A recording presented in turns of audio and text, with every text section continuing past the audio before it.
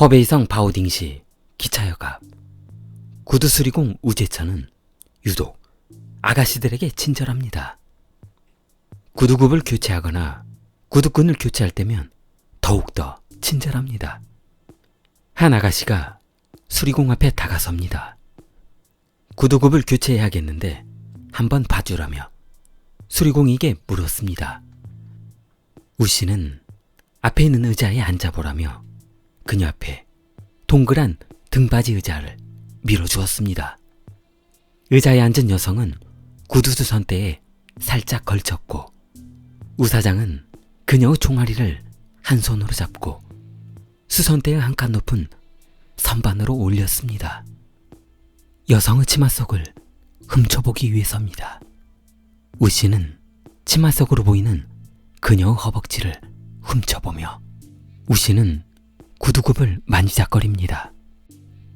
아가씨는 불편한 듯 가지랑이 사이를 짧은 치마로 애써 가려봅니다. 아가씨는 뭔가 불편한 표정을 짓자 우사장은 살짝 웃습니다. 굽이 많이 상했다며 갈아야겠다고 했습니다.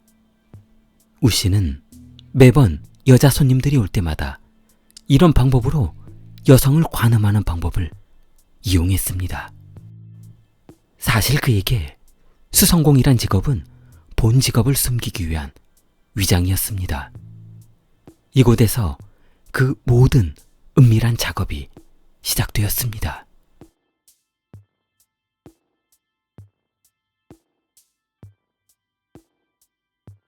(1993년 5월 2일) 허베이성 젊은 여성 왕리는 일자리를 찾아 신잉행 기차를 타기 위해 버스에서 내려 기차역으로 무거운 짐을 들고 걸어갔습니다.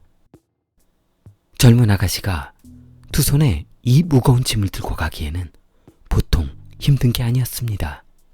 왕리는 짐을 잠시 내려놓고 쉬었습니다. 가방 위에 앉아 주위를 둘러보던 중 전봇대에 붙어있는 구인 광고를 보게 되었습니다. 구인 광고의 공장은 인근이었고 마침 재봉사를 모집한다는 내용이 있었습니다. 의류 공장이라서 전에 본인이 했던 일과도 비슷해서 구인 광고지 아래에 적혀있는 전화번호로 연락해 보았습니다. 재봉사 구하신다고 해서 연락드렸습니다. 사장은 사람이 급하게 필요하니 숙식도 제공하겠다고 했습니다. 잠시 후 3륜 오토바이가 그녀 앞에 도착했고 오토바이를 타고 온 사람은 수리공 우씨였습니다. 우씨는 재봉 공장 사장인 것처럼 구인 광고를 전봇대에 붙여놨습니다. 전화 주신 아가씨인가요? 네, 타요. 왕리는 3륜차 짐칸에 짐을 싣고 짐칸 선반에 걸터 앉았습니다. 공장이 여기서 얼마 안 되니까 조금만 참고 갑시다. 왕은 두 손으로 선반의 고리 부분을 꽉 잡았습니다. 우씨는 한참을 달리던 외곽 도로에서 3륜차를 갑자기 옥수수 밭길로 틀었습니다. 왕은 불안했습니다. 하지만 달리는 3륜차 위에서 어떻게 할 수 있는 방법이 없었습니다.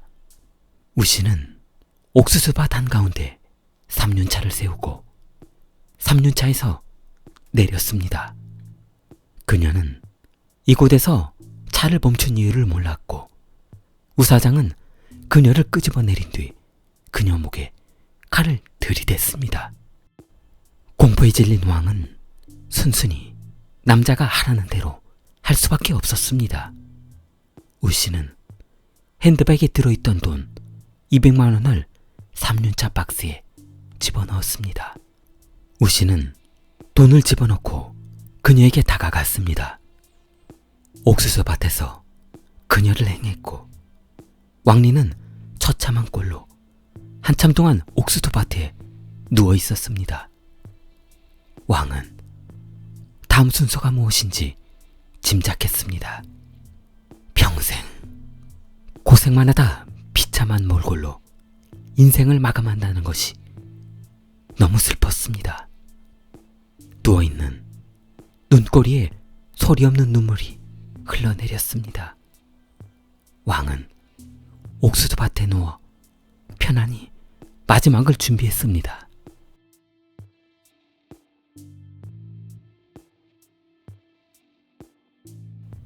옥수수밭에 들어오기 전 도로 방향에서 사람 소리가 들렸습니다.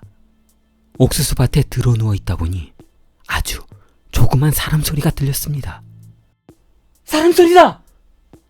우씨는 사람 소리라는 말에 너무 놀랐습니다. 왕은 벌떡 일어났습니다. 3년 차에서 장비를 꺼내던 우사장은 당황했습니다. 왕리는 미친 듯이 옥수수밭 속으로 달렸습니다. 옷을 입었든 안 입었든 중요하지 않았습니다. 사는 것보다 중요한 것은 없다고 생각했습니다. 왕을 뒤쫓아오던 우사장은 불편한 걸음으로 다리를 절룩거리며 그녀를 못 쫓아가고 있습니다. 사실 사람 소리는 들리지 않았습니다. 누워있던 그녀가 갑자기 그렇게 해야겠다는 생각이 들었습니다. 아마도 본능적으로 살기 위해 최후 시도였습니다. 왕리는 그날 바로 경찰서로 가서 신고했습니다.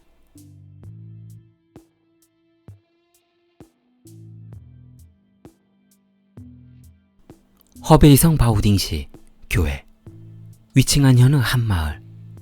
여성 농민 자우에는 이른 아침 밭을 둘러보러 곡괭이를 들고 밭으로 향했습니다.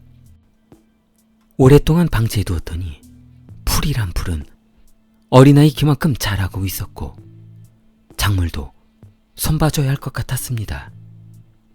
자우에는 곡괭이로 밭을 가려고 하는 순간 저 멀리 하얀 돼지 새끼 한 마리가 보였습니다. 들고 있던 곡괭이를 내려놓고 유심히 바라봤습니다. 돼지 새끼가 움직임이 없었습니다. 아, 뭐야? 웬 돼지 새끼가 우리 밭에 들어와 있지? 좌우에는 하얀 돼지가 있는 쪽으로 걸어갔습니다. 그런데 다가가면 다가갈수록 썩은 악취가 진동을 했습니다. 그것 앞에서 좌우에는 멈춰섰습니다. 숨이 턱 막혔고 다리는 움직이지 않았습니다. 발가벗은 사람이었습니다. 난생 처음 보는 광경에 좌우에는 뒷목이 뻣뻣해졌습니다. 불밭을 내치며 좌우에는 도망치듯 달렸습니다. 집에 도착하자마자 경찰에 신고했습니다. 경찰은 조사 결과 26세 여성이었습니다. 남성으로부터 폭행당한 흔적이 있었고 그 후 목이 졸려 살해당한 흔적이 있었습니다. 경찰은 4개월 동안 이 사건에 매달렸지만 범인의 흔적조차 찾을 수가 없었습니다.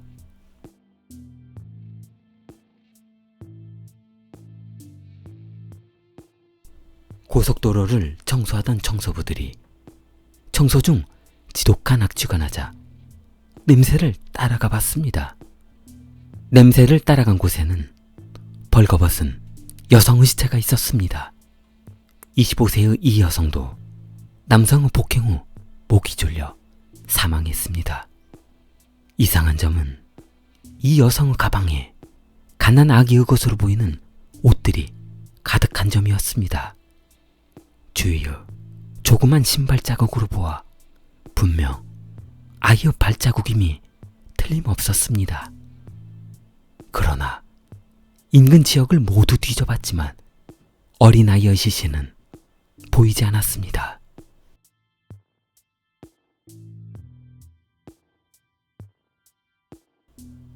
바오딩 군부대 낙하 훈련 중 상공에서 낙하 훈련 중이던 군인이 착륙지점 근처에서 수로에 상반신이 처박혀 있는 사람으로 보이는 물체를 발견합니다. 군부대에서는 경찰에 신고했고 28세 여성이 동일한 방법으로 사망했습니다. 그 뒤로 수많은 시신이 발견됩니다. 10월 13일 25세 여성 인지아, 10월 27일 28세 여성 칭위안, 10월 28일 23세 여성 시위안. 그 뒤로 19건의 사체가 추가로 발견되었고 총 24명의 여성이 동일한 방법으로 살해되었고, 유기 방법도 한결같이 야산이나 옥수수밭에 버렸습니다. 연쇄살인 사건의 유일한 생존자는 5월 2일 옥수수밭에서 도망나온 왕량이 유일했습니다. 경찰은 그녀의 진술을 토대로 몽타주를 작성했습니다. 살인범은 20에서 40대의 남성이었고 키는 1m 70에서 75 사이였습니다.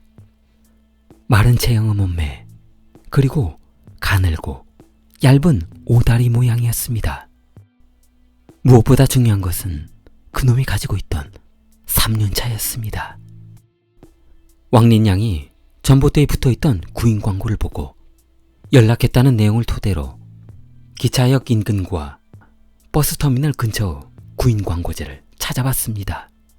그리고 다른 팀에서는 범인의 인상 자기를 토대로 3륜차를 소유한 오다리어 마른 체형의 남성을 찾기 시작했습니다. 1993년 11월 3일 경찰관 라오는 역 근처에서 몽타주와 비슷한 남성을 보고 신문했습니다. 이 남성은 3륜차를 운전하고 있었고 외모도 몽타주와 매우 일치했습니다. 조사 결과 이 남성은 역 근처에서 구두를 수선해주는 수선공이었습니다. 경찰서에서 조사가 시작된 우 사장은 사건을 조사 중이던 경찰관의 질문에 시종일관 모른다고 답변했습니다. 비협조적인 우 사장에게 경찰관은 우 사장의 집으로 가보자고 했습니다. 우 사장의 집에 도착해보니 집에는 갓난아이가 있었습니다. 경찰은 결혼한 적도 없는 우 사장의 집에 어린아이가 있는 것이 이상했습니다.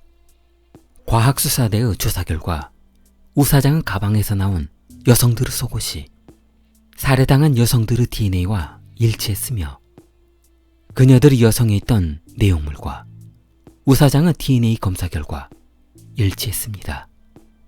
현장에서 우 사장을 체포했고 경찰은 본격적인 신문에 들어갔습니다. 1958년생인 우재천은 1978년 저녁에 화장실을 가던 여성을 몰래 따라가 볼일을 보고 있던 여성을 관음하고 화장실에서 나오던 여성을 행했습니다. 현장에서 붙잡힌 우재천은 징역 2년을 살고 출소 후 몇 년 후 또다시 여성을 성추행한 혐의로 징역 2년을 살고 출소했습니다. 출소 후 우재천은 결심했습니다. 어설프게 살려줬더니 고스란히 피해가 본인에게 온다는 것을 알게 되었습니다. 그 뒤로 흔적을 없앨 방법을 연구했던 것입니다. 경찰은 우재천을 구속 후 우재천 집에 있던 아이를 어떻게 해야 하나 고민하던 차에 놀라운 사실을 알게 되었습니다. 이 아이는 1993년 8월 30일 사망했던 여성의 아이였던 것입니다. 경찰은 그때 왜 아이를 죽이지 않고 살려두었냐고 물었습니다. 그러자 우 사장은 좀 더 키운 뒤에 팔면 비싼 값에 팔 수 있는데 왜 죽이냐며 되물었습니다. 사실 이 여자아이는 다음 주 예약이 되어 있었다고 합니다. 조금이라도 우재천의 검거가 늦었다면 한 아이의 인생이 바뀔 수 있는 끔찍한 순간이었습니다. 죽은 어머니의 목숨을 아사간행해도 용서할 수 없는데 그녀의 딸을 키운 뒤 비싼 값에 팔 생각을 했다는 사실이 세상에 알려지면서 사형을 촉구하는 국민들의 청원이 빗발쳤습니다. 결국 우재천은 1993년 연쇄살인범으로 사형을 선고받았습니다. 좋아요, 구독 부탁합니다. 켈리였습니다.